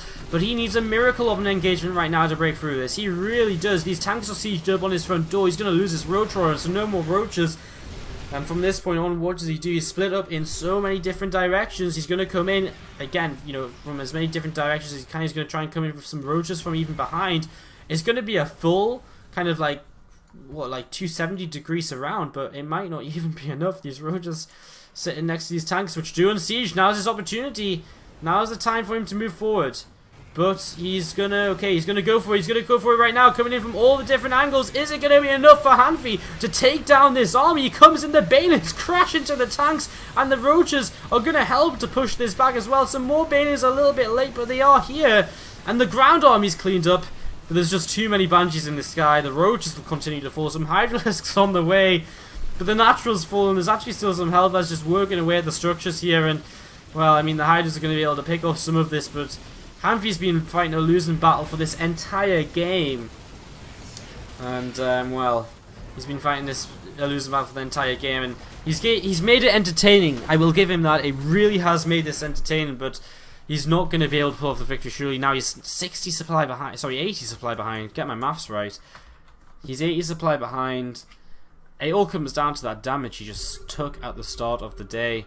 As these Vikings retreating, they're going to find some more overlords on their way out. I mean, Hanfi just cannot afford to make even more overlords again. If he finds this overlord farm down here, that's going to be heaven for him. I mean, Hanfi's going to be about like 70, like 80 over like 40, 36, 38 or whatever. Vikings don't find their way down there. They actually do find some hydralisks, which are going to start picking them off. I mean, look at Cass. He's just slowly rebuilding an army. He's improved. He's, you know, he's upgraded to Ravens. He's been going for this air switch for quite some time. He's got a ton of orbital commands coming in. I mean, another overlord goes down here. Hanfi hits another supply block. This base being re-established for Cass as Hanfi tries to retake his own gold, and a very small number of Roach Hydra greets that Terran army and says, GG, because there's no way I am going to be able to engage into that. Cass takes Cascade onto match point here as he takes the series 3-1 in their favour. Very grateful that them guys did restart the game for us and recover the game from replay, as if they didn't, we might have ended up with a to see whether it's going to be Ignite or Cass to take this 5th game. Cass with the opportunity to close out this series right now and take another 4-1 victory. Very convincing victory for Cascade. Ignite to put Redbloods in a position to be the best, you know, to basically be the team who've put up the strongest fight against Cascade, because Cascade are yet to have dropped two maps in the same series. So guys, let us go in game and introduce our players. In the lower left hand corner, the blue Terran player from Cascade, it is Cass. And of course his opponent is going to be the player in the upper right hand corner. In the teal from Redbloods, it's Ignite, formerly on the Fnatic Academy. So, let's see how this is going to go. As we have our players loaded up, we have a Reaper Expand on the way here from Cass. Ignite choosing to play here on Deadwing. I'm pretty sure he did this last time we saw him play. I can't remember who it was against. He chose Deadwing though, against a Terran player, I'm sure. I'm very sure. I think it was against Froz actually in week 1 from Team MIA. I think it was against Froz in week 1. I am fairly certain of it. So I think that's where I'm thinking of it from. I kind of hope it is, because I kind of feel clever. But he did lose, so I'm pretty sure he lost to Froz, because Froz took 2 maps. One of them was against Ignite. So Anyways, let's see what's going to go down. Cass with a similar opening. Yes, an exact same opening as when he played against Space Marine just a couple maps ago. Going to be scouting out with this Reaper to the bottom right to find out that his opponent is in cross spawns. An SCV comes down from the main base, and we'll be heading around to see what's going to be getting up to. You know, he'll actually probably head home with this SCV because he knows his opponent's in the top right position now. So he's going to send this Reaper straight to the top right. Did he actually see anything down here? He didn't even properly check the bottom right hand corner. He goes straight to the top right and gets into this base where he'll start trading against a probe, but more importantly he'll just try and get some information out of his opponent, confirm there's an expansion on the way, and keep the Reaper alive to come back in a little bit later on where there's going to be a little bit more information available to him to give him a bit of a better idea about what he should be doing, how he should be dealing with this, etc, etc, etc. So anyway, Reaper comes back up here, looking to get some of that tech information very early on here, but not quite able to, so we'll just back off once again. Back at home, his command center finishes up, and Cass is looking good to go into the same build as he did against Space Marine. Second gas on the way, so he's going to look to tech up here nice and quickly and to get going. It was King Sejong Station. I was thinking to myself, what map actually was it? But it was King Sejong Station, and that will be King Sejong Station, which we will be. Which was the map which he held off that Colossus all in. He was very, consistent on his drops. He was using a lot of them, and that slowed down Space Marine a lot. And then the mines, without the observer for Space Marine, really kind of hurt him. It looks like Ignite's going to be playing a bit more of a standard game here to begin with, at least. There's a robo facility coming down for him in the back of this natural expansion. Now the factory is just about to finish up here, so again, very fast medevac's going to be on the way from Cass, and again, that really seems to suit his kind of very heavy harassment based style that we saw from him in the TVP earlier. So Stimpack starts up, and we'll be expecting to see the rest of the tech continue for him very soon as Reaper pops up here, tries to get some more information, but nothing to really be gained. He needs to get over here to see the rover facility more than anything, but I don't think that's going to really be possible, so he's just going to be playing a little bit blind for now. May try and loop around just through the front door, but I mean, Stalker and Mothership Core here as well. He might be able to squeeze past, he won't bother though. Of course, he doesn't know how, where exactly that tech is. I mean, obviously, if he knew it was just here, he probably would dive bomb through, but if it's in the main base, what's he going to gain from running into the natural? So he's just going to keep this Reaper alive, keep it on the map. He's not willing to take the risk as Ignite goes straight into a robo here very quickly. So very fast Colossi out, coming out here for Ignite. Fairly similar to what we saw Space Marine doing. Of course, Space Marine did open with a couple of Oracles beforehand though, so timings are very, very different. Cass splitting up his Marines more so than he was doing on King Sejong Station, so maybe learning from his mistake that game, maybe things got a little bit dicier than he wanted them to. He'll be in position to deal with this the initial Oracles here straight away once they come in. First two medevacs on the way, and Marine production continues. Marauder on the way as well. Cass hitting a bit of a supply block there, but nothing too major. He's got Engineering Bay up as well, so he's definitely adapted this build a little bit compared to what he was doing the first time against Space Marine, because he didn't have that Engineering Bay this early. He didn't split his Marines as well. He had to single medevac before he dropped the starport on the reactor, so he's doing just a bunch of little things differently right now. As this Reaper's actually going to head towards this main base. It hops up here and will be greeted by a Stalker, but should be able to get the majority of the way around this main base and see what's up. And you'll see there's just some probes mining. He'll see in a moment or two maybe the Colossi. In fact, he's not going to see that at all because it's all in the natural. So he knows now. He's been in here. He's seen absolutely no tech. He should be instantly thinking, right, well, your tech's in the natural. So if he really wants to know, he can drop a scan. If he really, really wants to, as first Colossi pops out for Ignite, that's not stuck behind there, is it? Because that would be awful. No, he's actually just rallying them there, trying to hide it for as long as he can. A lot of Marines coming across the map here. Of course, the Colossi will be very good, useful in terms of dealing with this, because it is just pure Marine. But of course, at the same time, at the same time, he doesn't want to reveal them unless he absolutely has to. So. First of all, first Colossi does start to move forward a little bit here. Some Stalkers have been warped in. A couple of gateways being added on for Ignite as well as these units just stim in. And Cass actually snipes the Mothership Core. That's pretty huge.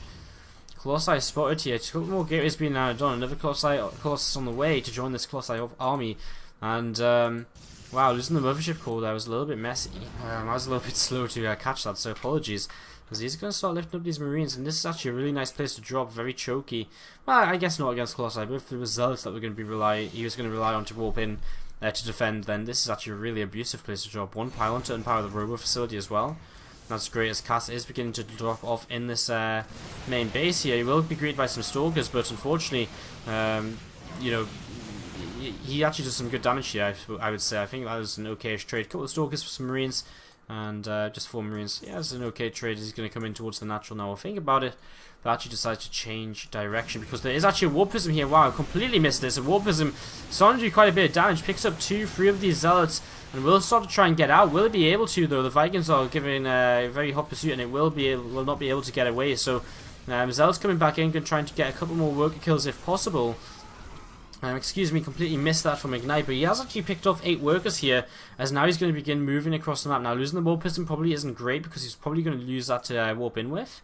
Now, instead, he's going to have to pull a probe with his army, because he is going for this Colossus attack. He is going to be looking to make this happen. So, Cass brought these 2 dropships back, so there's actually no threat of a drop for Ignite right now, which is really nice. It's all going to come down to, I mean, Cass doesn't really know this is coming across the map, so this is kind of a little bit scary for him. Another warping of Stalkers here starting to come across. He needs another pylon soon, so he can keep warping. I guess he can warp in here and walk across. It's not that bad. A single Marine heads out on the map, but he's actually not going to spot anything. Cass is so blind to this right now. He has no idea that this is coming towards him, and this could be really, really bad for him, because, I mean, there's only 2 Vikings out, and with so many Stalkers, well, I imagine this Vikings 3 and 4 over here. Yes, it is. But, you know, so many Stalkers, Cass is actually in a lot of trouble. Pylon's actually coming up on the high ground here. 1 Viking goes down, another Viking going to go down immediately. SCV is being pulled as well, and I mean, they have to be pulled. Another Viking falls, these 3 Colossi still stand, only the shield's taken off 1 of them. And Cass is actually in a lot of trouble right now. He's actually just going to GG right here and there. You know, losing a few workers to that Warp Prism, losing a few workers to the Warp Prism, and then straight after losing, you know, he took some damage before from his own drops. He pulled his drops back, so he couldn't kind of make Ignite turn around, and he wasn't really prepared for an attack at all. He didn't think it was just going to be a straight attack across the map. He didn't think, oh, there's no upgrades here or anything like that. He just thought, right, I can take this on if it comes towards me, but unfortunately, he couldn't, and Cass, a little bit blind there, didn't really know what was coming his way, and Ignite takes the victory, and for the first time this season, Cascade have dropped 2 maps in the same clan war. And when I say on the way, I mean it is here right now, ready to go into this game. No messing around. Guys, let's introduce these players. In the upper right hand corner from Cascade, we do have Complain, the green Terran player. Again, Cascade, Season 1 runners-up, losing to Mind Sanity in the finals. And with an insane start to the season this year, with an insane start to this 3rd season now. In the lower side of the map, in the 6 o'clock position, it is Ignite from Redbloods. As we better introduce these guys pretty quickly, because we do have a pylon coming up in the middle of the map. So let's get rid of this. A pylon already on the way up over here for Ignite. Now, at the same time, we actually had a gas first opening from Complaint. So straight away here, both these guys are opening extremely aggressively against each other. Can Ignite take down Complaint? Because if he can, he will force the ace match. And again, it could be the 4th match in a row. It would be the 4th match in a row, which Redbloods will take an ace match in. And they've won all 3 of them so far. So, can they do it? A Stargate's on the way. That is his choice of proxy here. Probe's going to be turned away by a single Marine. Nice. Denies the scout here. Denies the information. That's a gas first. Reactor on the way. Factory finishes. Do we see a starport added on? No. We're just going to see some reactor Hellions out of this.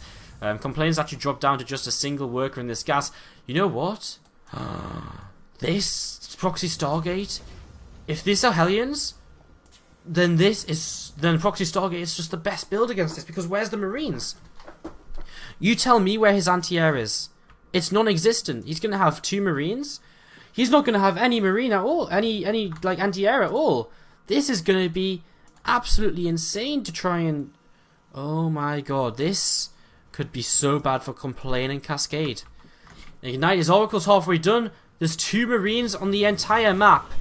Okay, he swaps the barracks back over to the reactor, but still, this first Oracle's on the way. Right now. First Oracle on the way. Zelda Mothership Core to deal with the Hellions, though, so the Hellions could probably do some damage at the same time.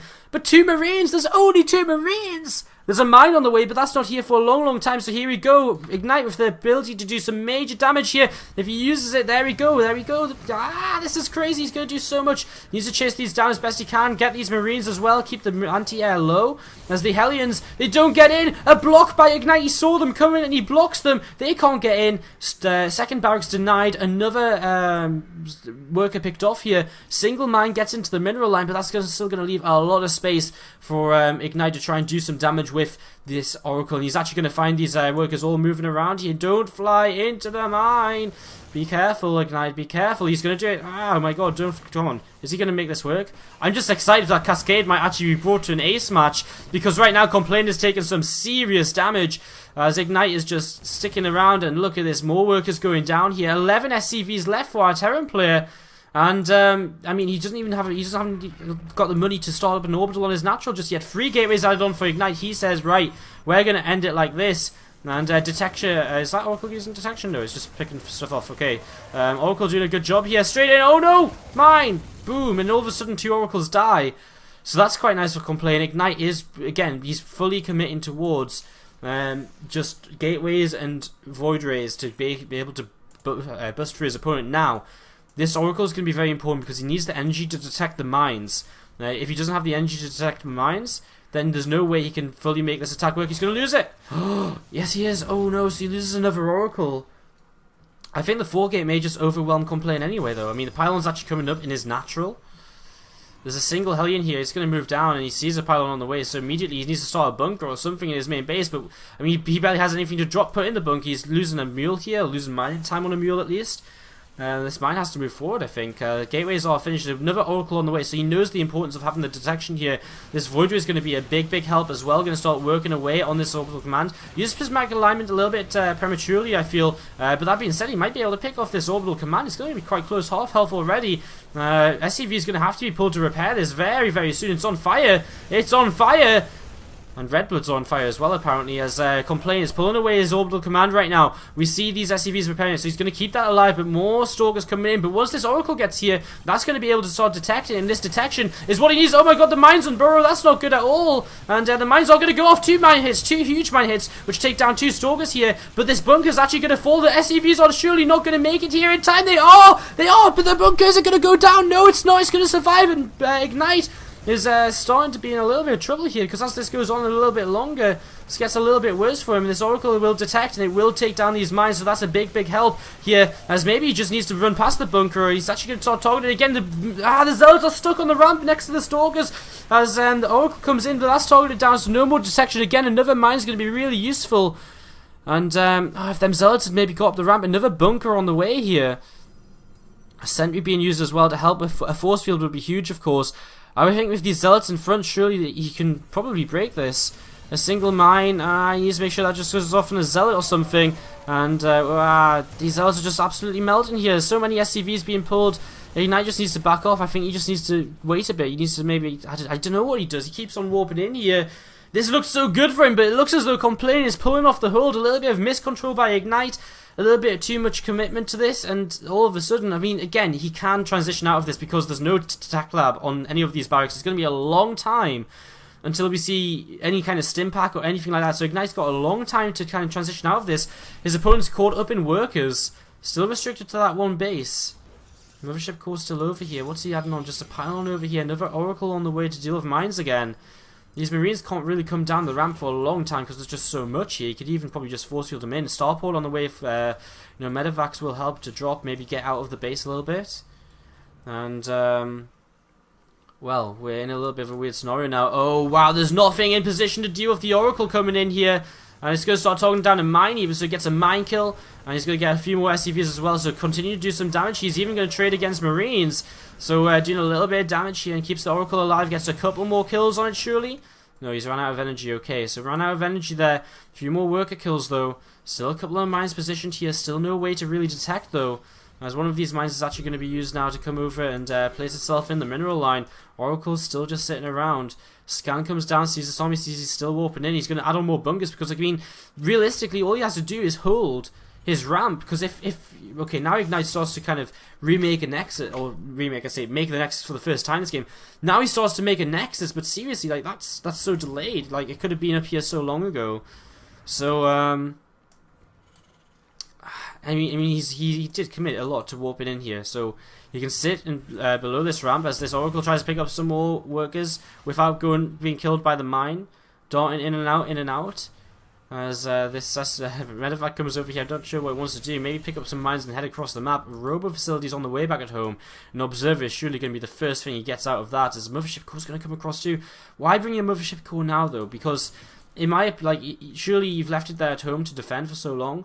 Why bring it now?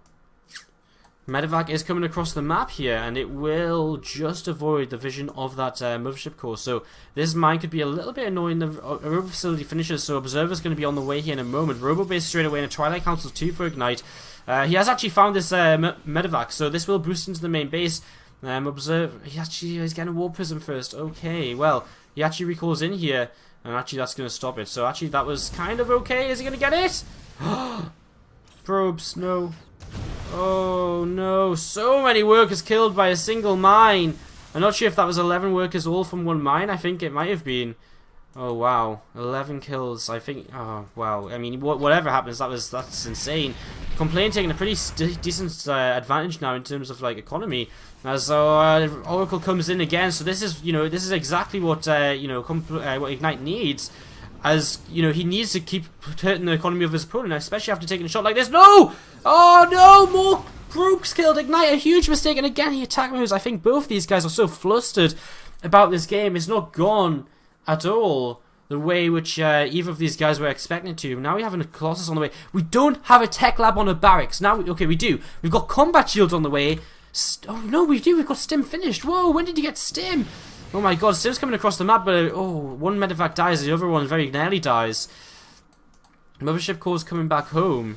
Wow, first Colossus is going to be so vital here to be able to defend. I think he should be okay though. With the sentries to force field for a little while, he should be okay. I feel there's enough. There's a Stim coming in. He doesn't force field just yet though. The force fields are a little bit all over the place. And they're nice force fields, but he puts them in a donut. It actually gives the forces the medevacs to lift up here. And, well, the mine goes down. He's going to keep chasing here because he does have the Colossus, and that will help a lot. And, well, Complain's just going to have to keep on retreating as Extended Thermal Lance is on the way. Ignite is going to be able to push this back. 74 supply against 74 against 70. So even in terms of supply. Ignite ever so slightly down on workers, which isn't good considering it's double mule up. Both these guys' main bases are starting to get a little bit low here. The Stargate still survives from early in the game. War Prism still around as well. Single Marine going to find a probe here. And the probe the probe wins! The probe kills the Marine!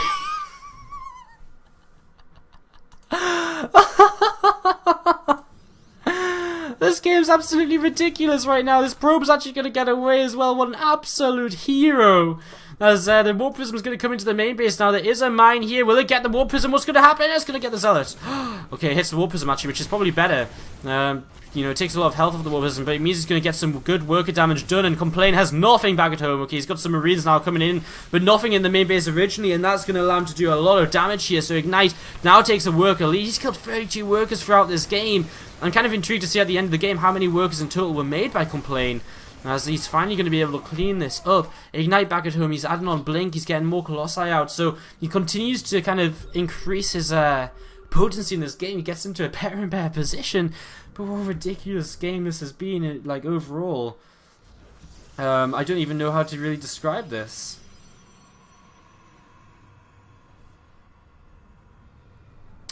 So, well, we've got a Terran player moving across the map. Complain, he's coming across. He's going to try and make something happen. Ignite a little bit of supply, but a couple of pylons about to finish. I mean, with 2 Colossi, about to be 3 Colossi, sentries for force fields, I think he should be okay here. I would imagine so. Looks like the War Prism is actually coming back home. I don't know if that's a mistake. Oh, the Oracle's here as well, so I don't know what's up with that. Maybe just some kind of miss rally. This army is actually going to lift up into the medevacs and drop. Ignite's just going to miss it. Oh no, this is going to become... Oh, whoa. Where's the Mothership Core? Mothership Core's huge right now. It's in the main base, so it's not going to be able to recall this army over here. And there's drops are going to start coming in. We're going to see a little bit of a base trade. Maybe. Phone overcharge used, but I mean that's gonna next just gonna go full so quickly. It's gonna be a complete base trade. It has to be. I mean, there's nothing else that can happen here other than base trade, and he's got Stargate up, but his supply blocked. If he loses some probes, he's got 700 minerals. He should be okay. If he can get the probes out alive. He starts up pylons in his natural. No, I think he needs everything in his main base now. Of course, Complaint can try and force a draw. Probes are on the run, but they're going to be intercepted here. He can't force a draw though if Ignite starts to feed. Oh, he's got a Void Ray. He's got a Void Ray in the army, so it's okay. He can't draw. Okay, right. Okay, this is a little bit crazy right now. A lot of SCVs trying to retreat here. Single mine goes off, but it gets killed off very quickly afterwards. Straight up in a fight, this army is better for Ignite, no doubt about it, as the SCVs are all getting absolutely massacred here in this main base. The army from the Template is coming back home though. Mothership Core goes down. War Prism's still alive as well. In fact, I mean, Complaint is just convinced that he can take a fight in here. He loses all of his SCVs, so it's only what he's got now. He cannot do anything else other than do stuff with what he's got now. And Ignite gets some of his probes into the main base of his opponent, throws down the force field, and Ignite's in an okay spot. He's going to start a Nexus. He's got a Nexus which he can defend with a ramp. And what can Complaint do? I mean, I guess he's got an orbital command he can land. So it's not the end of the world for him. Another Marine comes out. That's going to go down here. This whole game has been absolutely crazy. And it's not ending just yet, as we're going to see. Do we even have Blink? We have Blink on these Stalkers as well. So, I mean, these Stalkers are so versatile. Wow, this is ridiculous. He's going to take down a lot of this production now. There is a orbital command going to land over here. And this orbital is going to land over here as well. There's some production has been kept alive here. As Barracks is going to get taken down. He's trying to watch here. Drops a mule to repair up. I guess he's going to try and repair up his... Nice. Picks off a Marauder. Going to repair up his Viking. This next is still on the way. Nice force field catches a couple of Marauders. I mean, every unit counts right now. Ignite's going to start losing a lot of pylons over here. So he's going to start losing pretty much everything over here. Probes are slowly working away. I mean, they can slowly mine. Of course, the thing is for Complaint, he can mine off of a better base with mules, so I guess it's actually okay for him, given time. Now, we're going to see Ignite start coming down. He's going to start killing off some depots. He has Blink, of course, as, has he still not spotted this Stargate? Okay, he has spotted this Stargate. These probes should probably get back to mining, I would imagine. Ignite just needs to make sure to kill off all these buildings. I don't know if he should go try and kill the army, or what he should do. I don't know what the best choice for him really is right now. He could maybe start up a Mothership Core. In a moment, if he's still got his Cybernetics core, which I believe he does. Yes, he does. So he could start up that, I guess. Complaint's going to get heavily supply blocked here himself. All of his depots going down. Stalker's just trading at the edge of this base here with their Blink, you know, trading their shields. Gonna keep trading as best he can. And, well, Complaint's going to look as though he's going to lose this refinery. As Marines still working their way over here. In the main base and in the natural. This army, I mean, in a straight up fight, Ignite does win. I'm so sure of it. Guardian Shield probably, you know, I would take this fight here. I don't see reason not to. He can't retreat because he doesn't have enough medevacs with the army. So yeah, I mean, he can now maybe counterattack into this base.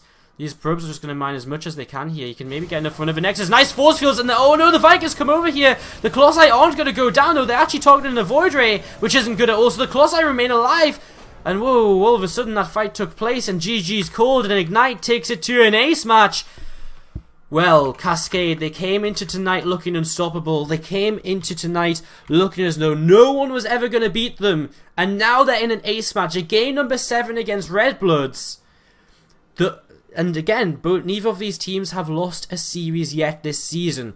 Redbloods, though, they were definitely the underdogs because they've been getting through matches 4-3, 4-3, 4-3 in their last 3 matches. And again, for the 4th match in a row, they take it to an ace match. Can they beat Cascade in Game 7 and cause a huge upset here tonight? I kind of want to believe, because that would be amazing. Guys, are you hyped? I am hyped because we're going into Game 7 after a quick commercial break. The Foxtrot Labs is our final map. We'll be going into this very, very shortly, guys. Don't go too far. This is what a series we're watching! Ah! So, for Game 7, guys, in the lower left-hand corner, we have the blue Protoss player from Cascade.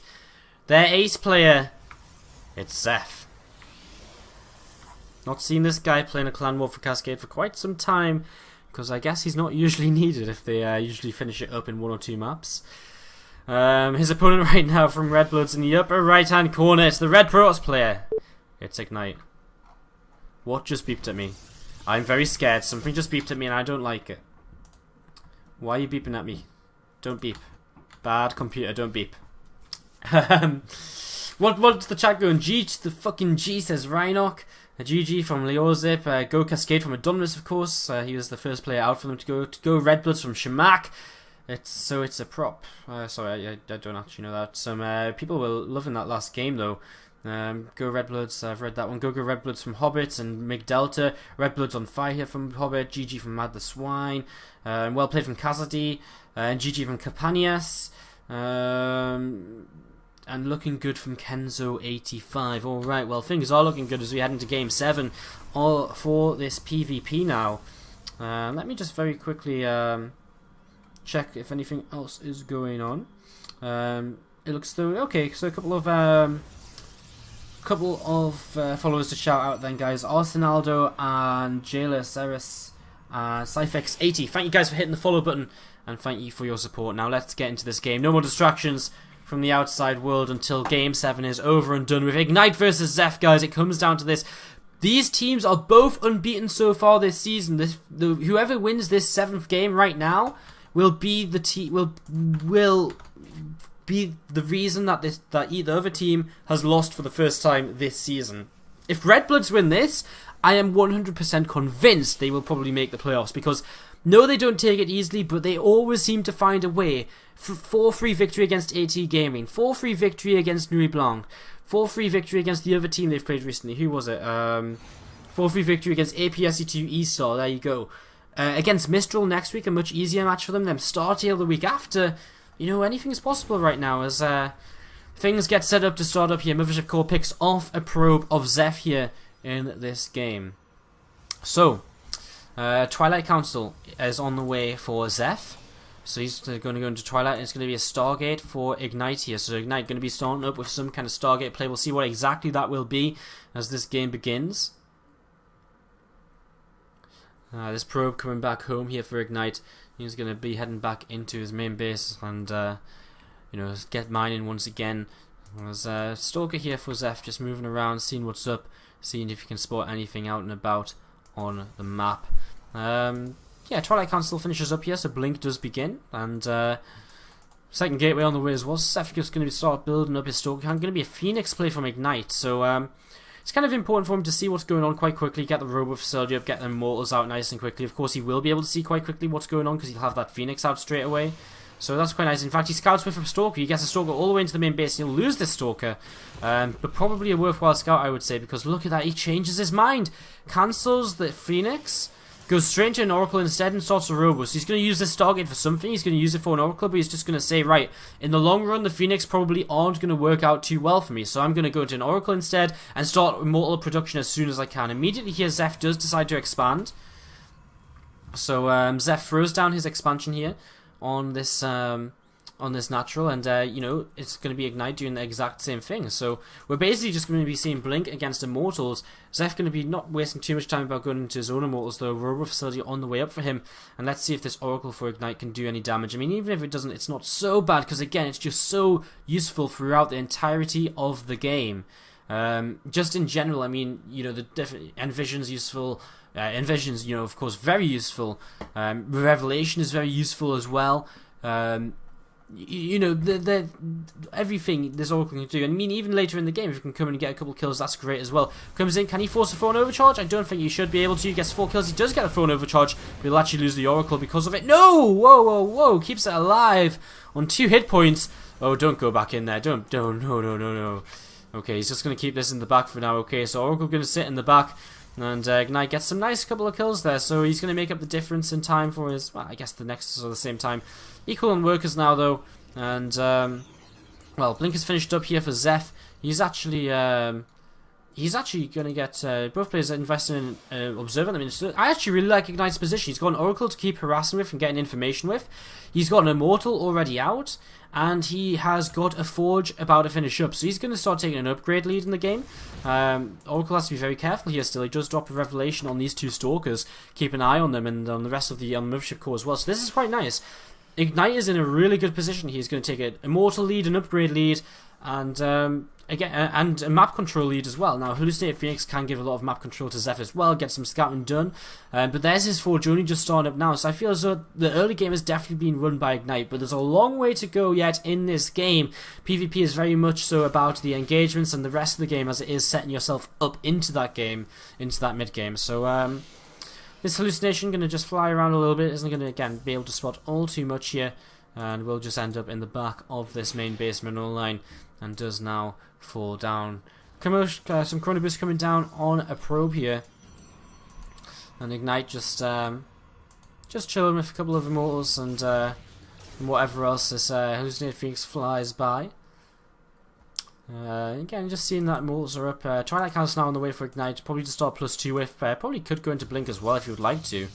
We'll see if... I wonder if both these guys are going to play Immortal Archon compositions, because neither of them are actually so far looking too interested in starting up a Robo Bay, which is quite intriguing. This Oracle is still sitting in the back of this main base. If you really want to, you could escape up the left-hand side so that he's back out on the map. But I think he's quite happy just sitting there for now, waiting for later in the game. Charge begins here from Zeph. Now, immediately, actually, that's what Ignite goes for as well. So we're actually going to see Immortal Archon against Immortal Archon right now, which is going to be very, very interesting. Because usually you see Immortal Archon against Colossi, and then you see the Immortal Archon player go into some... then you see him go into some kind of, generally Tempest to deal with the Colossus. But we're just going to see Immortal Archon against Immortal Archon, which is very interesting here. So, going to be interesting to see which of these guys is brave enough to take a third base first. Looks as though both of them are kind of gearing up towards, something. As 4 gateways on the way for Zeph, 3 for Ignite. So slightly different numbers. Doesn't mean all too much in the end here. These couple of Hallucinated Phoenix just doing some scouting. I mean, he will see Twilight Council researching. He will see Templar Archives down. He'll identify, right, this is what you're up to. Drops the third base a little bit before his opponent. A couple of workers lead here for Ignite as well. +2 now on the way for him. As these 3 extra gateways for Zeph, well, the 4 extra gateways in total, will be finishing up, and he'll be able to start putting them into warp gates. So 3 Templars actually coming in for Ignite, and he's going to be able to use them for some Archons here quite quickly. And both players with their third bases just continuing on this game. Neither of them wanted to be playing all too aggressively just yet. Just wanted to stick around and be as passive as possible for now. And wait until the opportunity maybe arises. I like this again for Ignite, always using this Warp Prism. In every game we've seen from him pretty much today, he's been using this Warp Prism, and it's been used to great effect against the Terran players so far. How will it work out against Zeph? It's another advantage he actually has out on the map right now. I mean, he's going to start harassing his opponent, pulling his opponent back, maybe picking off a pylon or so, while his opponent's just going to, he's not going to be doing damage. So he's creating opportunities to get further ahead here. 3 Immortals apiece, 3 Archons, 2 Archons in favour of Ignite.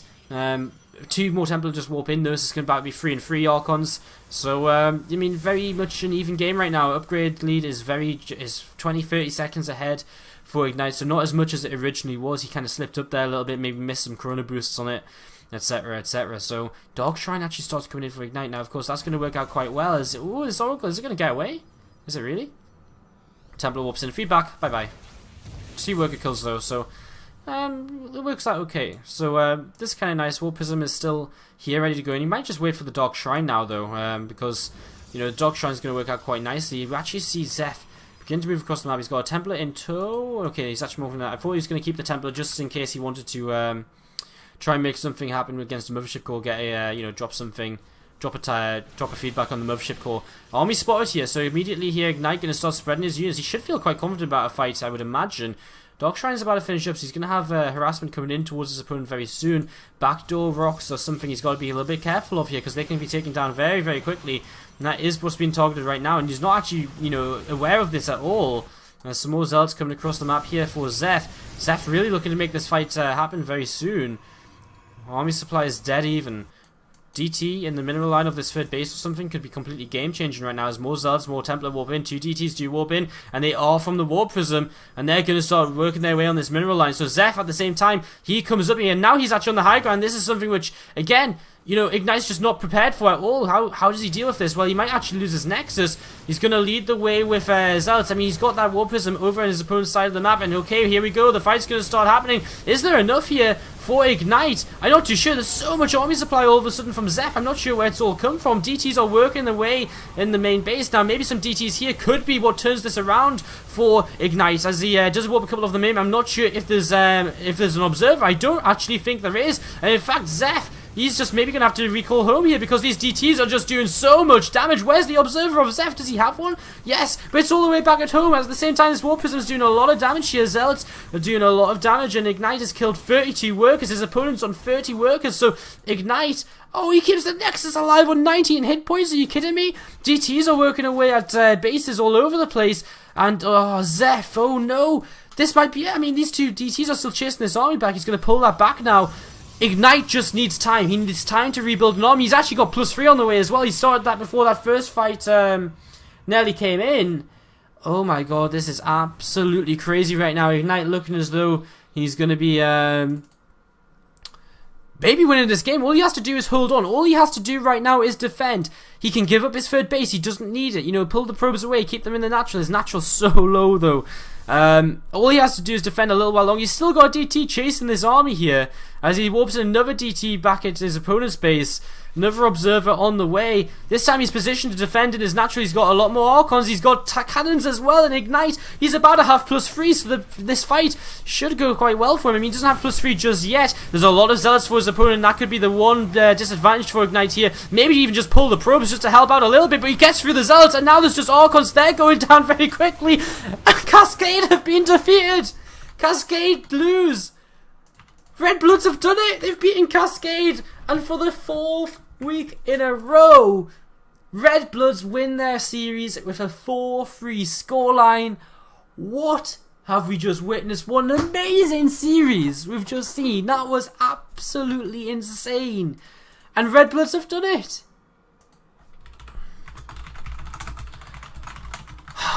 Wow. I do not really know what to say. Like, Redbloods did it. They won it 4-3 in the end against Cascade. GG's, well played to Redbloods. They take the series for